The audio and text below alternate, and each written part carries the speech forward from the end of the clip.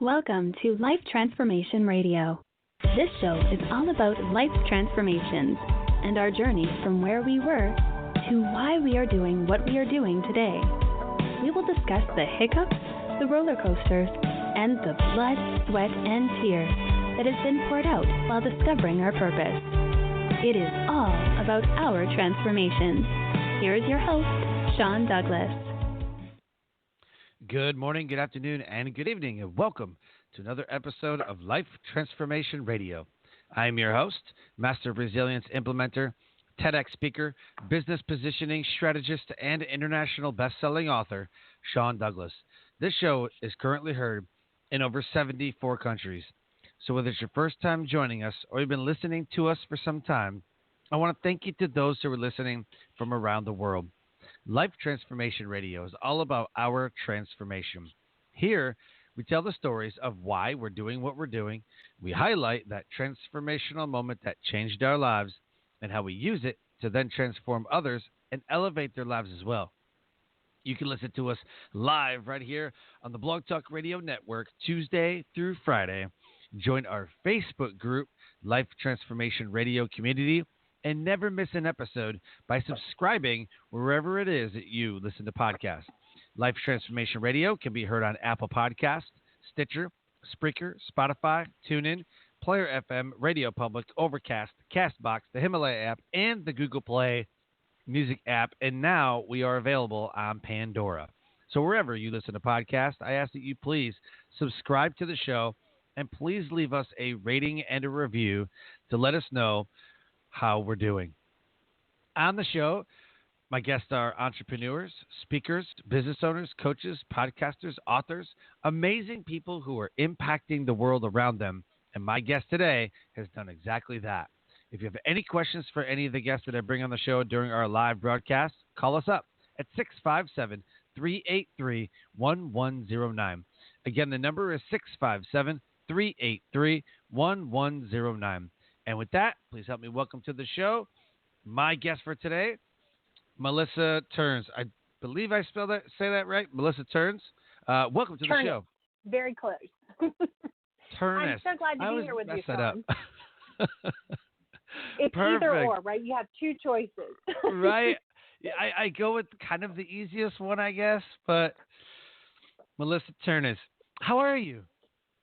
I am doing fabulous. It's a great time of year, and I'm grateful to be on your show. I think this is the perfect time to start talking about money as we get ready to roll into the new year. Absolutely. And the best part, I believe, about my show, number one, we're live in over 74 countries. Even more so, it's relevant. It's relevant, right? So you don't have to wait months for the episode to come out, and what we talk about may not be relevant by then. People right now, today, are going to listen to this episode and this show, and I cannot wait to hear what you're going to tell them. But going into the new year, everybody's concentrated on new year, new you. They've been concentrated on this for the past 10 years of their lives. That's it. This year, it's going to be different. It's going to be different. And every year, it's not different. It's not. So hopefully we can give them something. And I love that. I love that about your show is there are steps you can take every day of the year to make your life incrementally better. And I think that's one of the great things about your show and how it gives people a nugget to take with them to change something along the path. So they don't have to wait for the new year or the first of the month or, whatever it is to get started again. You give them lots of opportunities. Oh, thank you so much for that. I titled this show after your program, Master Your Money Now, with Melissa Ternes. Melissa is a financial empowerment coach and CEO of Master Your Money Now. Having advised millionaires and multiple six-figure earners, she's learned that no one is immune from financial stressors. Melissa is most passionate about helping successful women get out of the all too common money traps of paycheck to paycheck living, juggling money while growing a business, and not having enough to invest. She shows women how to go from making money to building wealth without the pain and deprivation and restriction. Melissa's lived that story herself.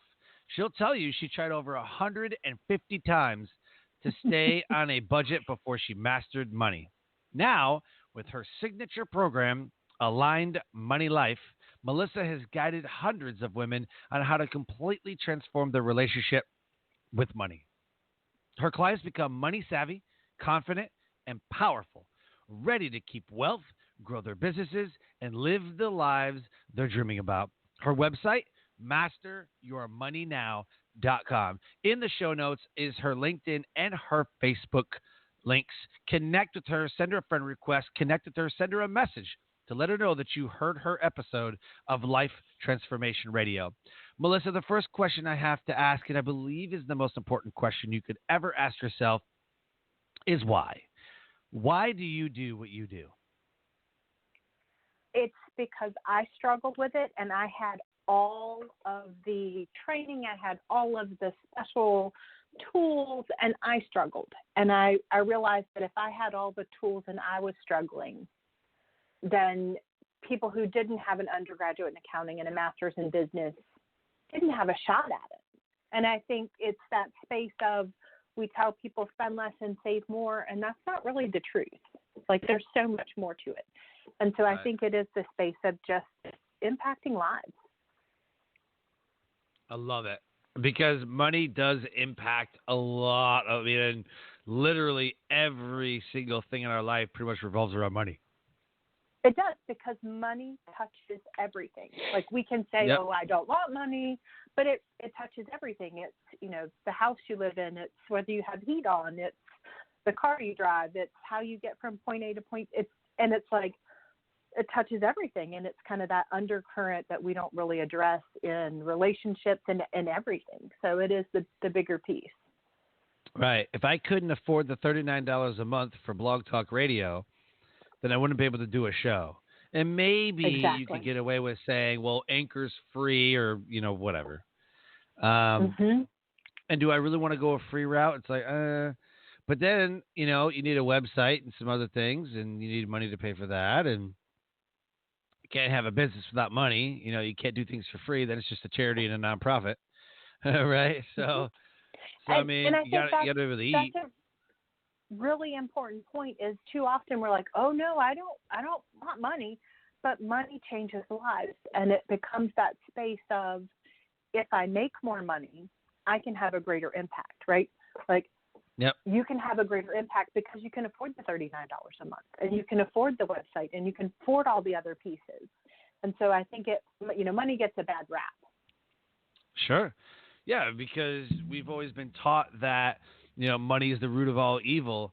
And yeah, I mean, there are corrupt people that have used the money to fuel their criminal enterprises, but there are also great people who have used money to fuel a great enterprise. So, I mean, we lump all the bad people into, money's the root of all evil, whatever. And then you can even go on a biblical standpoint, right? I mean, Certainly. If you really wanted to, you could literally do a Google search about what God says about money, and you would see tithing, you would see giving, you would see charity, and you would see don't let it control your life. And interestingly enough, the Bible talks about money more than it talks about anything else. It does. Anything else. Money is the number one topic that the Bible speaks of more than any other topic, hands down. You're correct. Yep. So, and I like to look at it as money as a magnifier. So if you're that mean, evil, greedy person, you're just going to be more of that. Yep. But if you're the person who wants to give and be generous and you're loving and you're kind, it's just going to amplify that. Which really that's a great way to look at it. It starts to put in that space of, no, all I've seen is greedy. Someone taught me it was greedy, and that's the story that's running your life. Rich people are evil, they're greedy, whatever it is. And until you can unwrap that in your brain, you're not going to be rich. You're not going to have the wealth, because your subconscious is protecting you from being greedy or being mean. And so it's this, like, you're butting up against something and you don't know why, right? It's the whole piece of transformation. I want this, but it's not happening. what's going on. And so there's so much to dig into in it that uncovers, like, okay, this is the story that's running my life. Who knew? Uh-huh. Huh. Kind of making me think here. I do that a lot. Yeah, I'm sure. Oh man, I'm just thinking about. I'm just internalizing everything you said, and it kind of. You ever get that feeling where somebody's saying something, and you're listening intently, and then all of a sudden you get a guilty feeling, and like you get shivers, or you feel like the hair stand up, and you're like, wait, are they talking to me? Wait a minute. And you get this like guilty, like, are they talking to me? I literally just felt that at the end. But and that's the place, right? You know this from all the work you've done. There are layers to all of this, right? So whether it's, there are layers to all of it. So, you think you got this one part figured out, and then you're like, oh crap, I just did that again. And and that's the place, right? So it's just another layer, and we get to see a different piece of it, and it's like, oh, okay, now I can go work on that. Right? It's the whole transformation piece. It's not like it's a once and done. Oh yeah, I'm going to get this all done. We're good. We're covered. I don't have to go back to it. Right? And that's why I think your show is so beautiful, because it's touching all these different points. And so, at some point that has happened to your listeners by the masses, just from you having Oh, the show. For sure. And the topic of money. So I don't do it too often because I don't want it to be like a money show. But I will tell you that money topics are the most listened to, streamed, and downloaded episodes that I ever have. Yes.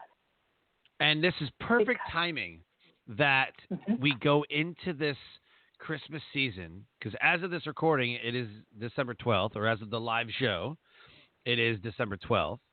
And, we got 2 more weeks until Christmas, and people are, I think it's around middle of November-ish. Cause I don't have this problem, but we still feel it. Middle of November, going into Thanksgiving, you're like, man, are we going to be able to afford everything? I don't know. Like, oh, we're good. Yeah. We look at our finances, like, we're golden. Like, we're good. We got this. And then we don't even touch it anymore. But that's not the case for millions of people. Right. And I think the big piece is there's so much expectation around Christmas, around the holiday season, around, Thanksgiving even, right? To do all this, to make your home be just so, and have all the right pieces in place, and you lose, you kind of get sucked in, right? And all of the advertising, all of the marketing, they spend billions of dollars to figure out what trips us up. And then they put that right in front of us. And so it's one of those, like, you have to be really attentive to it and know what your triggers are. What are your habits? Is Black Friday like the day that you lose everything that you've done up to that point? Right. Because they got it figured out, right? And now it's Brown Thursday and Small Business Saturday and Giving Tuesday, and like, they've taken something and just exploited it. And so if that's a trigger for you, you almost have to just completely step out of the whole cycle. And it was very interesting to me this year. We went on vacation over Thanksgiving. And so we were out of the country, and there was no Black Friday. But I looked at my emails, and I'm like, the glut of emails around that whole weekend. That was like, and it was almost surreal, because I wasn't in the environment to see all. It was like, it's no wonder people get sucked in. And that was just email. That's not Facebook. That's not, it's not all of the everywhere you go. And so it becomes this space of, okay, it's sticky, right? It's sticky marketing, and it draws you in. And then suddenly you're just stuck in it, and you're like, January, who spent all this? Yep. Where did it all go? So And in my you have business, no I idea. never do Black Friday emails or like any of that. I don't do, Mhm. Cyber Monday and Black Friday and like I just don't. Just from a principle standpoint. I don't care Kudos about to you. money. I don't care Mhm. about any of that stuff. I personally think that by noon everybody should be shut down. Like everybody. Same with Christmas. But guess what Walmart does? Nope, got to prepare for the rush, got to prepare for the sales, got to prepare for, Mhm. and so there's people that will work all the way through Thanksgiving, because, you know, people are getting ready to go to 8 p.m. Thanksgiving Day sales. I'm like, really, dude? Like this is what we do, really? And Mhm. it's so bothersome to me. So people are like, man, you don't have a Black Friday sale, whatever. I'm like, I don't have any sales. My prices are this. If someone's not going to Mhm. pay for them, then they're not my client. I Right. coach speakers and I coach authors and I coach business people and I don't need some Cyber Monday whatever. Like I don't need that. I don't need the money Mhm. that bad that I'm gonna lower my prices on that day. First of all, Yep. I've learned by people in retail that they actually jack the prices up, then lower them, so it's not Mhm. really 50% off. It's more like 20 or 30. So And so you'll so so actually see that the items aren't items they carry for the most part the rest of the year. So right. it's not even. It's just a like bring in something that is inexpensive that they can mark down. It looks like it's a Yep. great deal. Yep. And very rarely is it the thing that you will find 3 months later in their store. Yep. 100%. So there are scams Mhm. to this thing. Mhm. They're just, so someone's gonna try to tell me, that, oh, you're a business owner and you didn't have a Black Friday, you don't have a Christmas, you have a Cyber Monday, you don't have nope. I don't Yep. have any sales. My prices are this. Well, This is what this is and I what this love is that it. because you're in the business of transforming lives, not in that let me create this like because it's all revolving around creating the sense of scarcity. You can only get it Yep. now, and Yep. and it's like that's kind of counter to your whole message. It is. Like 100%. Mhm. So It's so there's wonderful. that. And I've been asked a few times, like, man, you got to have a couple sales, you got to have a, whatever, and I'm like, why? Like, someone's gonna buy this because they really want it, and we're gonna do some transformative work. So yeah, Mhm. you've nailed it. Speaking of And transformation, yeah, go ahead. I was going to say, interestingly enough, every time that I have increased my rates with my clients, they get better results. Right, And and it's you get better because clients. they're invested at a different level, and it matters. Yep. And the funny thing and the crazy thing is that when you raise your prices, you get higher quality clients.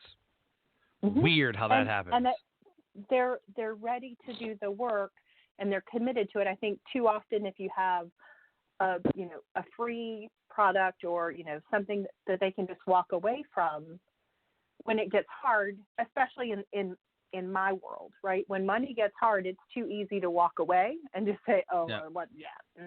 Like when we get into because when we start looking at this stuff, there is stuff that's hard. And Yeah. it's too easy to walk away. But if you're invested, it's okay, it's hard. And I want to call you bad names, but I'm going to come back because I'm invested in it. All right. Yeah. I like that. It's funny. So talking about transformation, and the whole show is about those transformative moments.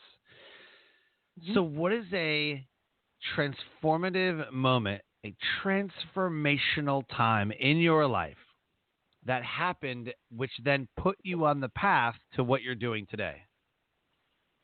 And it's one I used to not want to share this story, but I was managing a $50 million budget at work to the penny. They called me the mean money lady because I would be like, no, you're over. I mean, just almost comical. And I had I had $75,239.92 in what I call random things debt. So that was nothing respectable. Not a mortgage, not a car payment, not student loans, right? We see the irony of that, don't we? Yeah. And it was really sad because I had an undergraduate degree in accounting. I graduated top of my class, and I couldn't get it. Right? And that was it, right? It's like I have every skill that you need. I can manage $50 million. And I always joke, I'm like, and my budget was nowhere near $50 million. Right. But I could manage it out there, but I couldn't manage it in here. And that was the point where it was like, okay, wait, I have every skill that I need to be incredibly successful with this, and I'm failing miserably. And I started digging into it. I got out of debt. And what I realized is there's so much more to it, right? Everybody says spend less and save more. And I'm like, yeah. And if that worked, it would also be eat less and exercise more would work, and we wouldn't have $1 billion diet industry, right? Oh. Because there's so much more to it. And we're just looking at the surface level of like, right. Oh, Sean, if you just spend less and save more, you'll be fine. Yeah. No, you can say the true. same thing. You can say the same thing about the health industry, right? If you spend less and save more, you'd be fine, okay? If you'd eat less and exercise more, you'd be fine. Doesn't work that way. It doesn't work that way. And I think it's even in, when we start looking at, mental health and any of those pieces, it's like, just cheer up. Yeah. I hear the buck up or dig deep. Come on. Right. Yeah. Come on. Get with it. And I think that's the place where we're really starting to uncover all of the pieces, because in the money world, there are kind of these two camps, right? There's the vision board your way to millions camp, and then there's the cut up your credit cards camp, right? Yep. And what I say is that I marry the woo and the do of money. So we take all of that emotional piece, all of that spiritual piece, and then all of the strategic piece of what are your numbers? What are you doing with them? What do they look like? Do you even know what they are? And put those two together. And when you take that emotional, spiritual, mindset piece and the strategic, technical piece and put those together, you can make real progress, right? And that's the space of moving forward. So until you deal with both sides of it, it just doesn't, it kind of falls flat. You can do it for a while, and then it's like it works until it doesn't. Right. So, and I like to say, go ahead. So with all that said, you're managing a $50 million account, and then go home and your account is in shambles. That's what I got out of that. Exactly. That's so mind blowing to me. And that's the thing. Like, it's not that I didn't have the skill. Right. Right. There was so much more going on, and you'll see that with financial advisors as well. They will have someone else manage their money. They do not manage their own money. Because it's personal. It's personal, right? It's the space of I would take this risk. I could, you lose the bigger sense of everything to do that's right. Right. So funny you say that. You remember a long time ago there was always these hair club videos and all that and the commercials? Mm-hmm. He says, I'm not only the hair club president, but I'm also a client. Mm-hmm. The biggest problem with coaches is they can't coach themselves. No, you cannot. You cannot coach yourself. I have numerous coaches. I have Right. numerous coaches, and they call me on my stuff all the time. I have two coaches myself, one for business, one for just the speaker industry. I have two coaches, and I've tried to kind of coach myself, and How'd that work out? I've done okay, but just having that person who knows more than me makes all the difference. However, I have learned that I don't need to call him every couple minutes and to make a decision by always thinking from the customer standpoint. So in business, always think from the customer standpoint. The problem is we're like, oh my gosh, I'm going to create this amazing program. It's going to be the Heal Your Money Relationship program. That's going to be amazing because people's relationship is just whack, and we're going to fix this, and it's going to be so incredible, and I'm going to make it this, and I'm going to make it this, and people are going to take it, and they're going to become millionaires. It's going to be glorious, and then you make it, and nothing happens. You're like, why didn't anybody get it? Right? That's how it happens. Think about it from the customer standpoint. And so every decision I make in business and in my speaking, everything I do is coming from the other side. And when you frame your mind that way, you make better decisions. You do. That's how I operate. That's how I operate. That's what I do. It works for me. When I create something, I say, hey, everybody, I'm thinking about creating this. Is this really that big of a problem? And if I get a bunch of people who go, oh, my gosh, I need that. This is amazing. I'm like, I'm getting to work. Like I pre-sell everything. Back to the drawing board. Otherwise, it's back to the drawing board because ultimately it's not what I want. It's what the people want. It's what the customers and clients want. It's right. So let's talk about, and I really want to get into this. I thought about, so this is something I've never done on the show before, and I wanted to do this with you, spur of the moment. And so I wanted to tell you what I know about money, and then you can say, yeah, that's good, or give your kind of thoughts on it and kind of do like a lightning round type of thing. You game for that? Sure, I'm game. This is going to be awesome. Okay, here's what I know, and I'll give you context to it too, so you can, kind of conjure it up, right? All right. So number one is yes, you must save more and spend less. Why is that so terrible? It's not a terrible thought. It's just not the practical route to get there. Is it true? What? Yes. Sure. Right? Spend less, but why save not? more is why not? Because there's so much in there that's going to keep you from spending less and saving more. So even in the spend less piece, that's very restrictive. And as soon as I tell you, Sean, that you can't go do something, what do you want to do? Go do it. Thank you. That's why it doesn't work. Right. My whole standpoint is that you save more, spend less. I'm not saying you don't save. I'm not saying that you don't save and you don't spend less. That's totally not what you and I are saying.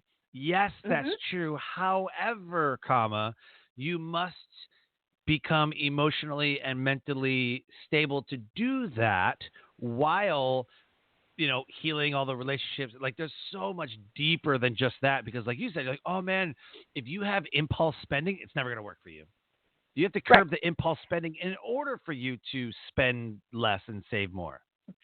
But even in order to curb the impulse spending, you have to deal with what's creating the impulse, right? So if you and your spouse get in an argument over money or bills or whatever it is, and your relief is to go shopping, right? Because you get this huge dopamine hit, it feels really good, and then it falls off.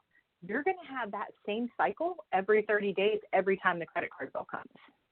Yep. So you have to deal with the relationship first. Yep. And what's instigating the trigger, and then you can deal with impulse spending, and then you can spend less and save more.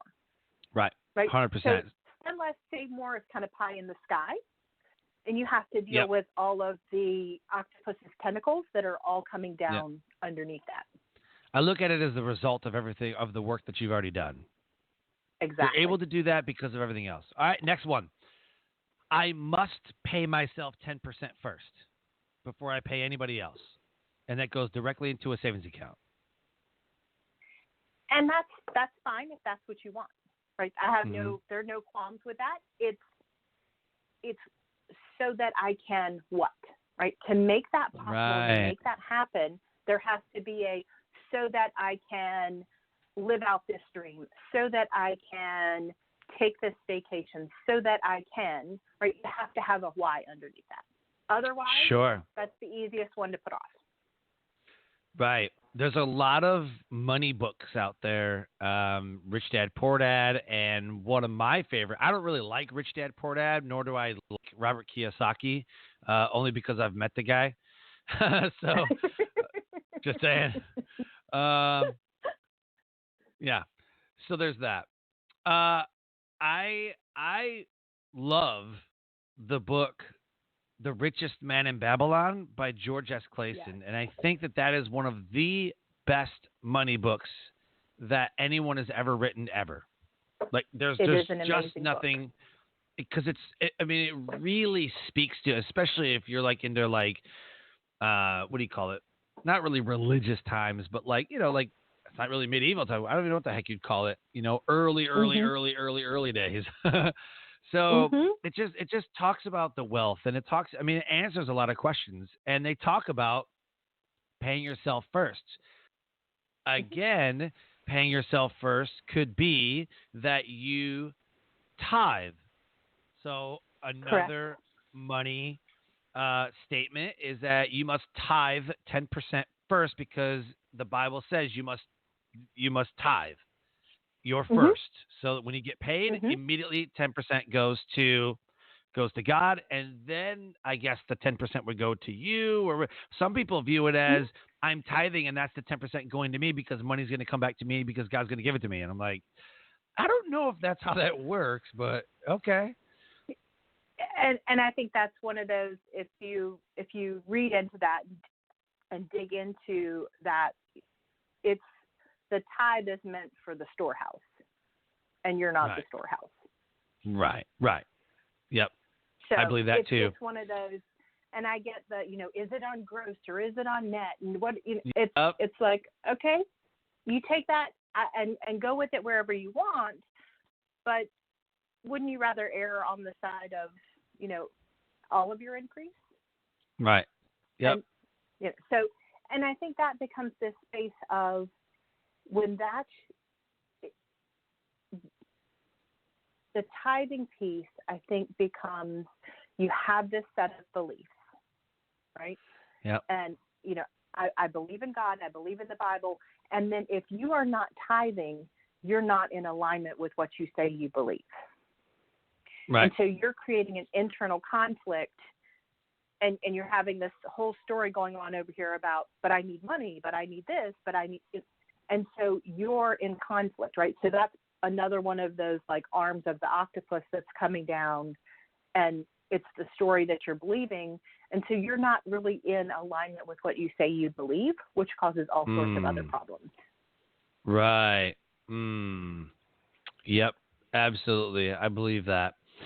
Another one is if you want to lower your debt or raise income, you either have to sell your debt, cars or whatever, house, whatever, sell your debt, or make more money.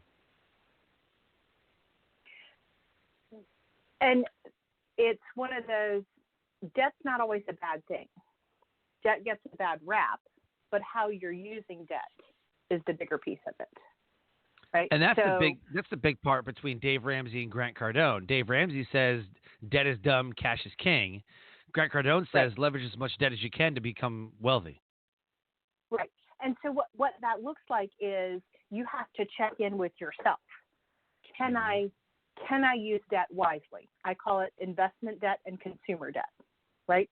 Mine that I call random things debt was all consumer debt, right?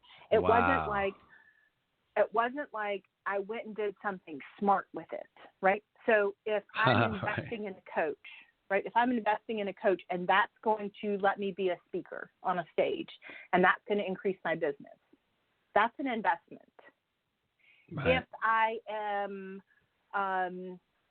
a boat captain and I invest in a speaker program, that's consumer debt because that's not taking me as a boat captain anywhere else, right? It's not part of it. And so it becomes this space of looking at it and saying, okay, do I have investment debt or is it consumer debt? And if it's investment debt, then there should be income that is coming in, right? Because it's just like college. You don't pay for college afterwards. You pay for college first. You get your education, and then in theory, you go out and you make more money because you have this education in this industry. In theory. Right. You qualify. So investing in, it depends on what you invest in. If you invest in being an engineer, you're probably coming out, being able to cover the investment of that education. And so when you look at it, investment debt, I have no problem with investment debt because the very nature of investment debt means that there's a payoff for it at some point. Consumer debt, right? That's okay, you just need to get rid of it. You need to figure out what's going on. If you're just amassing consumer debt, you need to figure out what's going on, deal with that, and get that paid down. Right? So there is no, and that's what when you brought up the books, it's like I have shelves of money books, and it's like, I like this part of this book. I like this part of this book. I don't agree with that. I don't agree with that. And because money is so personal, you have to look at it and say, what does this mean for me? If you're somebody who can't have a credit card because you're going to go out and shop at every store and max them out, then you shouldn't. Cash is king and you shouldn't have cards. But it's not the cards, right? Like we make the cards be this bad thing, right? Go back to the diet example. The cupcake is not the bad thing if you have one of them. If you eat a dozen of them, it's a bad thing. That's Right. So you kind of wrap it up in a different package and say, oh, there's nothing wrong with having investment debt. Consumer debt at some level is not a problem, but once it starts to grow, it's like, oh, that's a problem.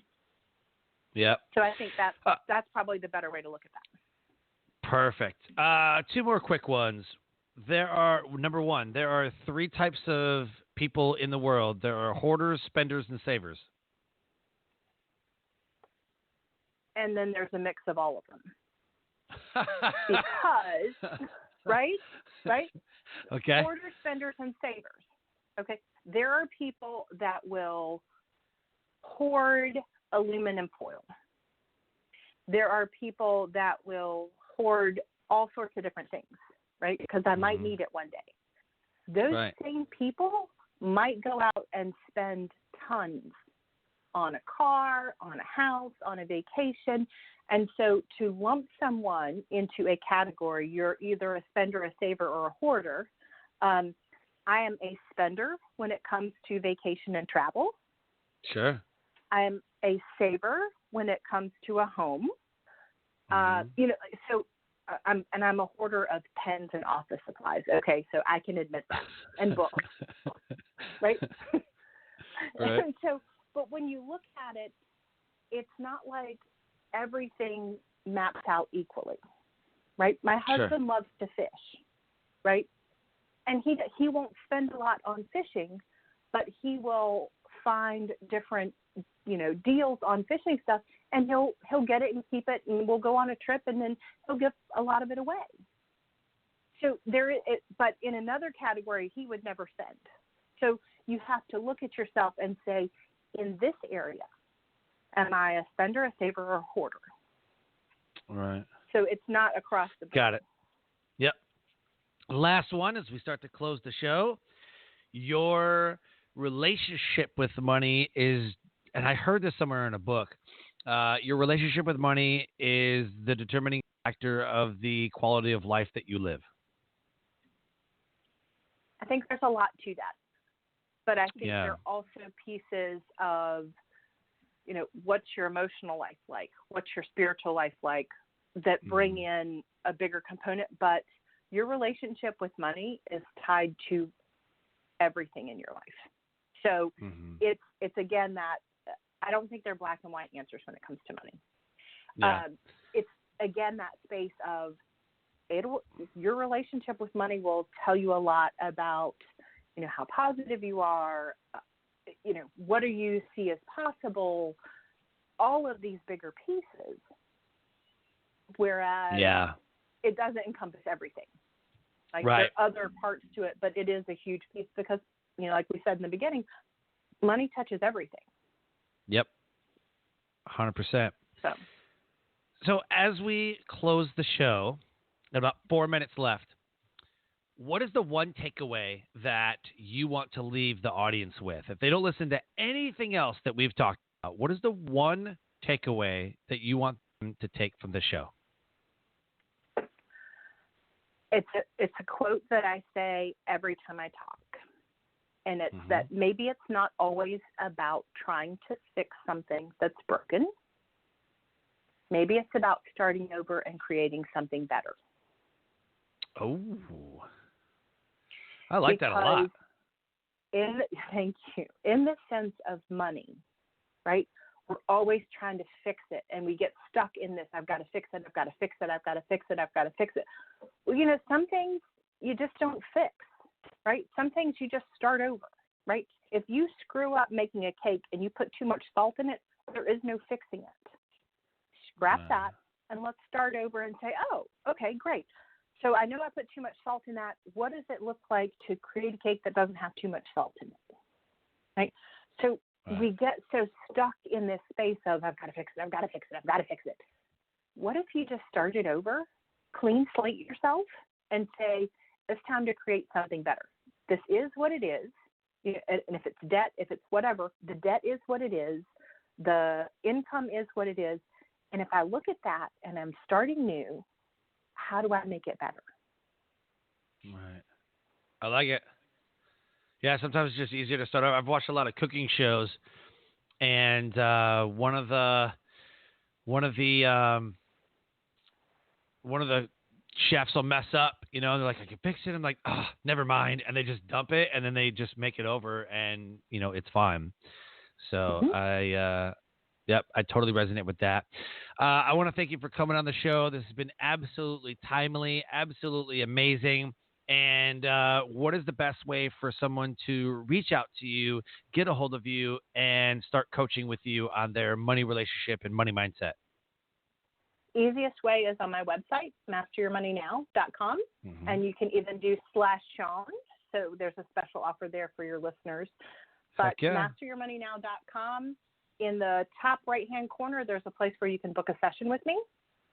And it's very simple. It's easy. It's 30 minutes. We can talk about whatever the money stuff is. I can tell you if I think I can help you, if I think you need this resource or what. But it's a great way to have a quick 30-minute conversation around money. And I like to tell people out of that, I know nothing, I see nothing, and I hear nothing. So even if you are right here in town with me and I run into you, I don't know you until you know me. Got it. I love it. It's a very confidential space. Yes. Awesome. Melissa, this has been absolutely incredible. Thank you so much for coming on the show, and I wish you the best coming into Christmas and coming into the new year. Yes, you as well. Thank you so much for having me. This has been quite fun. Thank you so much. Life Transformation Radio listeners, an amazing guest impacting the world around her. If anything has resonated with our conversation today with Melissa Ternes, please connect with her on LinkedIn and Facebook. The show notes have the links right there. Go to masteryourmoneynow.com/Sean, SEAN, or just go to masteryourmoneynow.com and find out how she can help you master your money in 2020. And with that, I close the show by saying, live your brand. Find opportunities every day to live up the core values that you hold deep in your heart. And I call this living your brand. So until next episode, live a great life.